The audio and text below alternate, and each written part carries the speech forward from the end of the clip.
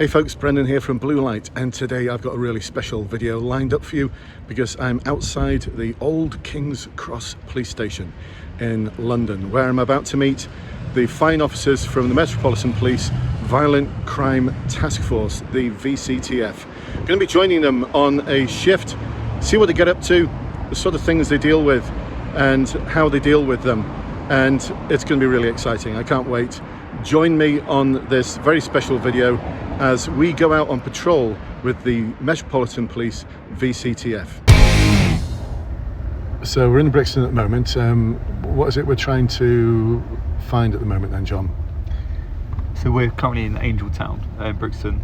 We've been tasked to the area recently because unfortunately there's been a fatal shooting of someone local, which is linked to gangs. So we're here to try and practically combat that and any other reprisals that might be taking place in the area.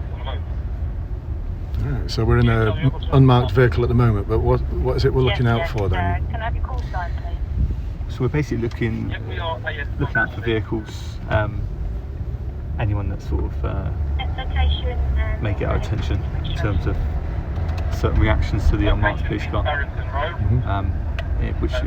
And if that's the case, we will go and stop and speak to them. Yeah. So that on its own wouldn't warrant a stop and search, though, would it? Not just on its own, no. It would have to be something else to it as well. Yeah. It purely depends on the situation.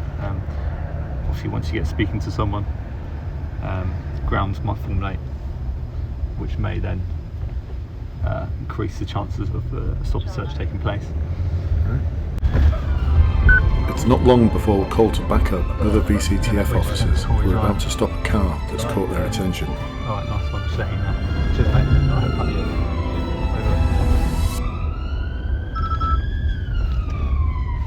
So John, what's the incident we're off to at the moment? So we're just heading to Corey Drive. Got another unit requesting for assistance, so we're just going to see what's going on. Yeah, that was a situation. John, did a murder go on foot? No, we didn't. That's why he left? Left, yeah. John is with me in the back of the car checking intelligence reports, whilst Tariq in the passenger seat supports Russ as his navigator.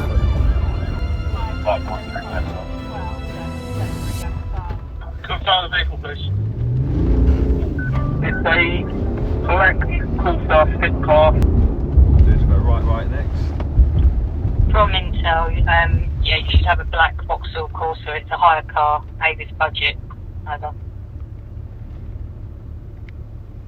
Yeah, that's all I see. We're just doing it at the moment, Minute Road. Just go right, at the moment. Here? Yeah, go right. My phone's having a freak out, but yeah, let's go right. And then let's go right again. I know where they are, yeah. And then we're going to do a quick left and a quick right. So that's the road they've got.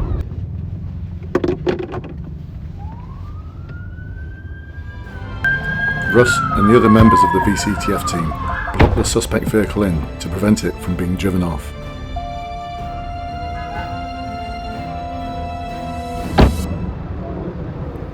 The officers decide there are sufficient grounds to conduct a stop and search.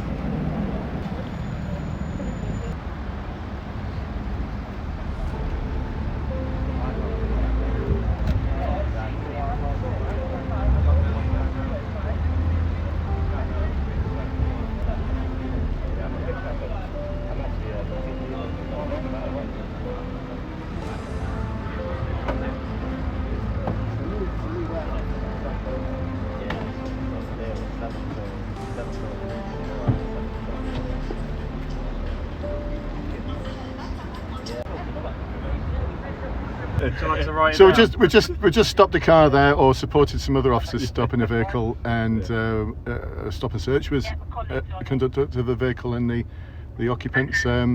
What was the job that we got called to then? So we were called to assist some of our colleagues with stopping that vehicle. It's a hire car, and due to the current gang tensions and risks of reprisal attacks we've got in the area, a lot of criminals do use hire vehicles just because it's not directly linked to them. Upon being stopped, they were searched under section 1 of PACE, due to the grounds that presented themselves to the colleagues, to my colleagues. Nothing was found. There were no issues, and everyone has been free to go, and they're back on their way. Awesome. And one of the things I noticed was you spent a bit of time having a chat with them after the search. What was that about then? When you sort of build a rapport with someone and you spend a bit of time afterwards, I find it makes the interaction just a bit more pleasant. You can talk about other things unrelated to what you've just done, and just make sure everything's gone all right and they've got no issues with anything. And it just, it's sort of, you can relate to each other on another level apart from, being police and being members of public. It sort of helps build that bridge, and it just helps, mediate any issues that may have come out in the stop and search, because, we appreciate that most people don't like being stopped and searched. It's not something that, you intend on having done to you when you leave your house. So, if we can take a little bit of our time up just to explain why that's happened and to further clarify anything, it just, we find it makes everything a lot better for everyone. So Tariq, we just seem to be patrolling the same area and going around different streets. What's behind that? So we and the rest of the team that's on today have basically been given a particular tasking. So I'm not exactly sure how it works, but someone analyses the intelligence and the information and directs us to certain plots. So whilst we're on this plot, the aim is to suppress crime with a covert and also a visible presence, and we'll do that on different plots throughout the day. Our next stop is of a male whose vehicle has pinged on their vehicle's automatic number plate recognition as having no insurance. Offences like this often lead to officers discovering further offences, either road traffic or criminal. As a result of the answers to questions posed by Russ, Tariq and John, a decision is made to stop and search both the driver and the vehicle.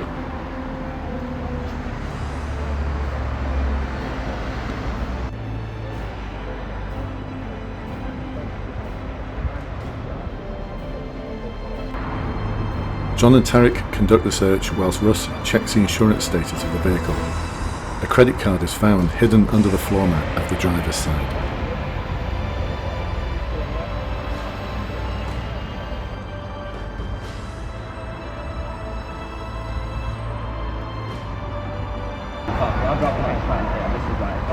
I've checked your car, and unfortunately we have two systems that show. It's showing no insurance there, but there's a fault with that system, so I've checked on another one. Once this has been completed, are you happy for it to ring? It's not long before a member of the public starts to take an interest in the officer's actions. Ross to have ground search on it's ground suspicion. It's quite low level, so we don't. So very simple.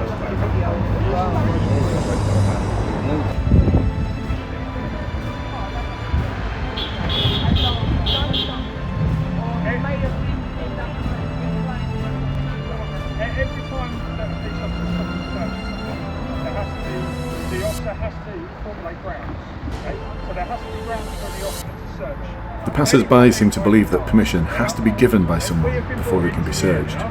So Russ provides them with a lesson in legislation and also uses this as an opportunity to explain exactly why they are there in the area. I'm not saying that. Okay? We are here to prevent violence. Okay? We have reasons to stop this vehicle.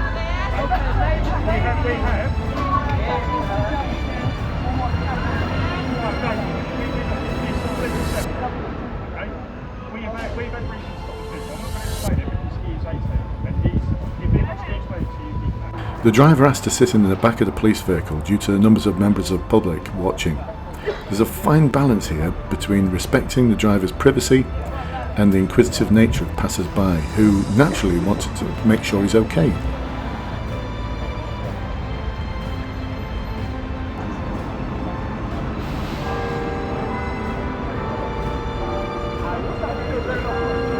After several more stop checks, it's time to take a refreshment break at Brixton Police Station. Within minutes of leaving Brixton Police Station, a young male runs off from Tariq and John into a nearby house where he slams the door shut on them. The male that ran off is just not for speaking to the police officers.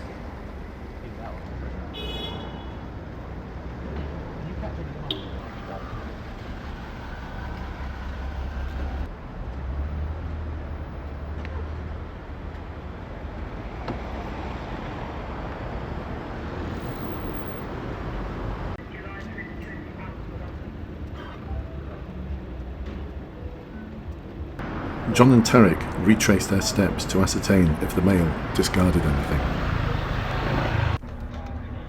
So we managed to cut him off, but he ran straight into the address.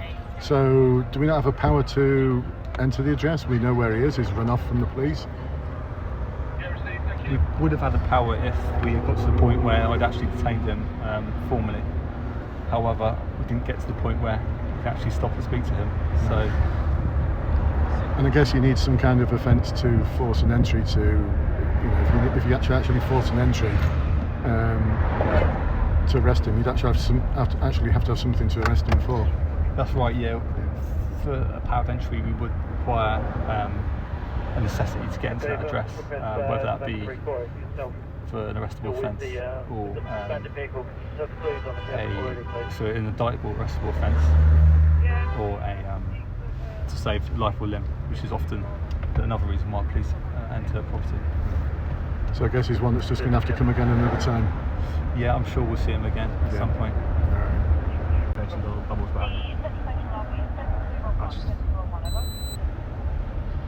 Has he got his right hand there? Yeah, we were a good 30 seconds behind him.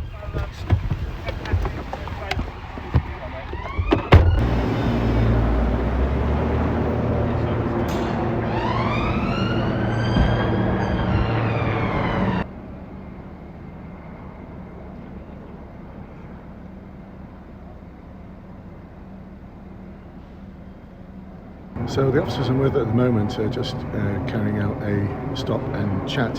It's probably the best way of calling it. And one of the things that they've done in this case is they've stopped a young male on a bike, no lights, which is a reason to stop him and have a chat with him. One of the things I've noticed is that they're incredibly polite and go out of the way to explain exactly what they're doing, why they're doing it, and it's as if they want to make sure that every interaction has a not a result as an arrest, but a result as in it's a positive interaction. The evening continues with more stops, sometimes leading to a chat, sometimes leading to a search, and so far no items of interest or weapons have been found. We continue to support the rest of the Violent Crime Task Force team.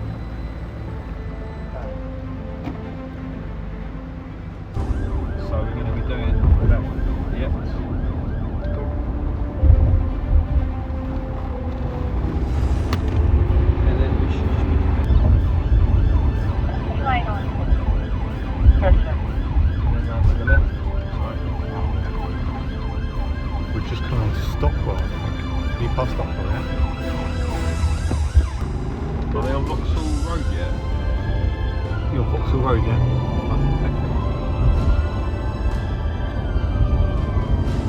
Where are they is the better question I should be asking.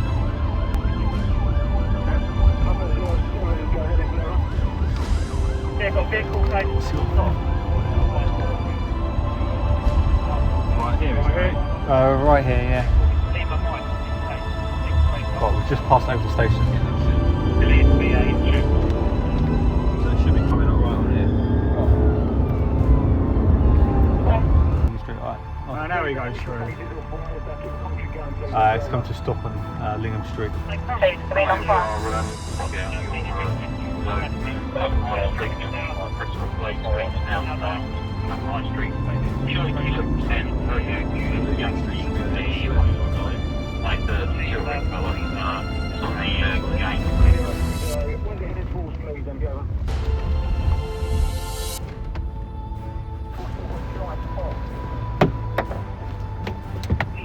Fellow VCTF officers stopped the vehicle where the passenger ran off into a nearby estate, leaving the driver to be spoken to by the rest of the team.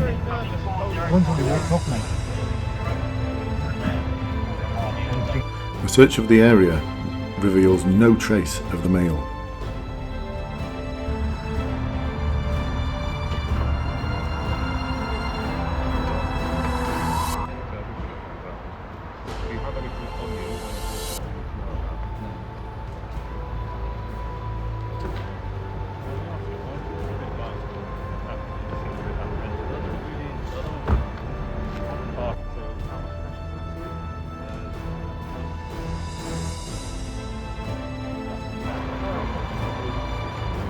During my shift with the VCTF, I'd seen them use a tactic to stop vehicles using several of their vehicles to effectively block them in. I asked Russ what this tactic was. So before TPAC, which is Tactical Pursuit and Containment, the Met didn't have bringing to a pursuit to a safe conclusion. It used to be that we used to follow the vehicle at a safe distance, if it was safe to do so, until either the vehicle is lost, it crashes, or the vehicle runs out of petrol or fuel. And I think it came in from nationally that we had to have a safe conclusion to bring a pursuit to an end.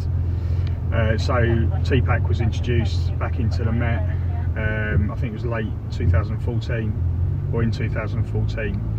And it basically gives us an option to either prevent a pursuit or bring a pursuit to a safe conclusion by wrapping 3 or 4 cars around a stolen car and then preventing that vehicle from failing to stop and potentially seriously injuring someone or killing someone. So it's the morning after my shift out with the Violent Crime Task Force, and I'm just outside King's Cross Station waiting to set off for my home city of York, which I've got to say, thankfully, is a very, very different place to London than the problems that the people of London are experiencing in terms of violent crime. Actually, I don't think there's any city in the United Kingdom who has similar problems to those in the metropolitan area of London. So I thought I'd capture 3 words that capture my thoughts on my experience with the Violent Crime Task Force. The first one is enthusiasm. From the moment I met Sergeant Pete Luciano and I heard about his personal stake in tackling violent crime because of what happened to family members, it became really clear that the individuals who are on this team are incredibly enthusiastic. They're the tip of the spear. They get disappointed when the night is uneventful. I'm not going to use the Q word. And they were indeed disappointed with last night because it was uneventful. They tried their very best to seek out those people who are harming individuals and communities in London, and that enthusiasm needs to be repaid with praise because it was a good night. They actually said that even on the response channel things are very uneventful, but that's a good thing. You know, success to them, I think they're wired to believe that success might be getting positive results, finding the people who've got the knives, the weapons, the drugs, finding those individuals who are wanted, and that is a good sign of success as well, because that shows that they're actually effective. But really effective means that they've suppressed that violent crime. So that's what Sergeant Luciano told me at the beginning of the evening. That's their aim, just to suppress violent crime. And they are indeed, like I said, the tip of the spear to do that, and they do it really, really well with such enthusiasm. Second word I picked was bold. They are bold and courageous in the use of their powers. They know exactly what they're doing. They've got the analysis behind them, they've got the taskings, they've got the latest technology in terms of access to intelligence, and they act upon it and use their powers. And bold as well in terms of how they operate. So some people may think boxing a vehicle in with 3 or 4 other vehicles and all the police officers inside those vehicles might be a little bit too much, but the way I see it is they're dealing with people who often carry knives, carry weapons, will flee if they can, and the last thing the people of London want is a pursuit which could harm others. So it may seem like it's a bit of an over-the-top response, but you don't know what's inside that vehicle. So I was quite happy with everything I saw. I could sum it up as overwhelming legal and ethical force, and justified as well, and justified. So really bold in the use of their powers. And the other thing I really liked is they operate by consensus. I'm not quite sure if they know that they're doing this, but if they see something, and this is the copper's nose, this is that instinct, you know, just the way someone looks at them or doesn't look at them, or the way someone behaves when they see that actually that unmarked vehicle has got police officers in it. That's your indicator to think, right, what next? What are we going to do next? But what I was really impressed with is how they operated on a consensus. So that if just one of them said, no, leave it, they would leave it. All three of them agreed. So it was John, Russ and Tariq would agree that yes, let's give that vehicle a tug, or let's stop that individual on the bike, or what's he doing, what do we think, let's stop him, let's have a chat, let's have a chat. There's no intention to do a stop and search at the very beginning. It's like a stop and chat, but you've got to stop and chat with people to find out whether they are carrying weapons, or they are carrying drugs, or they are carrying out other forms of crime, or they are wanted. You have to do that. And it was that boldness that I was really impressed with, that boldness. The third thing, compassion. And it wasn't just because I was there. I know when police officers are putting on a show and when they're not. I used to be one of them. I spent 3 decades in the police, so I know what they're like. These guys were, these guys were incredibly compassionate.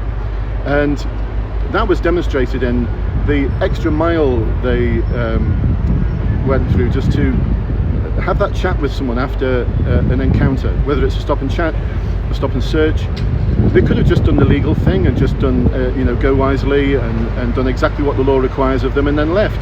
But they didn't. They invested time in building up a rapport and explaining the powers, explaining what they're doing, why they're doing it, and then having a conversation after, which would hopefully leave the individual with a smile. And that's what I saw, is that it ended with a smile. And that's a good result. And compassionate as well, in that they would explain, quite happy to explain to others what they're doing and why they're doing it. It's a difficult job, but it's made less difficult by that compassion. So 3 things: enthusiasm, boldness and compassion. I wish them well. I think they're doing an amazing job, and if you've got any questions about the experience, please put them in the comments below and I'll do my best to answer them for you. For now, I'm off back up to York, a completely different world. I'm very pleased that the world I'm in is not one that is plagued by people with knives, guns, who are intent on hurting and harming others. And that's what they're up against. You know, that some of the stories I heard about how recently they've seized knives, they've seized weapons, they've seized firearms, loaded firearms. Tough job. Kudos to them. I'll catch you next time. Bye bye for now.